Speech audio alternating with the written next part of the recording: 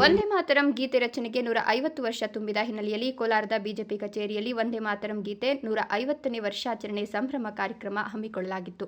ಜಿಲ್ಲಾ ಬಿಜೆಪಿ ಅಧ್ಯಕ್ಷ ಓಂಶಕ್ತಿ ಚಲಪತಿ, ಮಾಜಿ ಶಾಸಕ ಮಂಜುನಾಥ್ ಗೌಡ ಈ ಒಂದು ಕಾರ್ಯಕ್ರಮದಲ್ಲಿ ಭಾಗಿಯಾಗಿದ್ದು, ವಂದೇ ಮಾತರಂ ಗೀತೆ ಹಾಡುವ ಮೂಲಕ ಗೀತೆಗೆ ಗೌರವವನ್ನು ಬಿಜೆಪಿ ಕಾರ್ಯಕರ್ತರು ಹಾಗೂ ವಿದ್ಯಾರ್ಥಿಗಳು ಸಲ್ಲಿಸಿದರು. ದೇಶದ ನಾಗರಿಕರನ್ನ ದೇಶಭಕ್ತಿ ಕಡೆ ಕರೆದೊಯ್ಯುವ ಶಕ್ತಿ ಇರುವ ಗೀತೆ ವಂದೇ ಮಾತರಂ ಗೀತೆಯಾಗಿದ್ದು, ಗೀತ ರಚನೆಕಾರ ಬಂಕಿಂಚಂದ್ರ ಚಟರ್ಜಿ ಸ್ವಾತಂತ್ರ್ಯ ಪೂರ್ವದಲ್ಲಿ ವಂದೇ ಮಾತರಂ ಗೀತೆ ರಚಿಸಿ ಜನರಲ್ಲಿ ದೇಶಭಕ್ತಿ ಹೆಚ್ಚಿಸಿದ್ರು.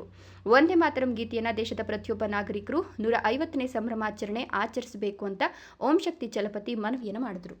ಹೀಗಾಗಿ ನಮಗೆ ಅವರು ಮಾಡಿದ ತ್ಯಾಗದ ಬಗ್ಗೆ ಏನು ಲವಲೇಶನು ಗೊತ್ತಿಲ್ಲ. ಅವೆಲ್ಲವನ್ನು ಸಹ ಸಾಮಾನ್ಯ ತಾಕತ್ತಲ್ಲದು. ಅದು ಯಾವ ಮಾಹಿತಿ ತುಮಿ ಧರ್ಮ ತುಮಿ ಹೃದಿ ತುಮಿ ಮರ್ಮ. ಏನಂತ ಅರ್ಥ?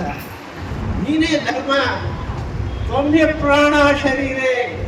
ಈ ದೇಹದಲ್ಲಿ ಹರಿತಾ ಇರೋ ಪ್ರಾಣ ಉಂಟಲ್ಲ, ಪ್ರಾಣವಾಯು ಮಾಡುವ ಶಕ್ತಿ ಇರುವಂತಹ ತಾಯಿ ನೀನು. ಶ್ಯಾಮಲಾಂ ಸರಳಾಂ ಸುಸ್ಮಿತಾಂ ಭೂಷಿತಾಂ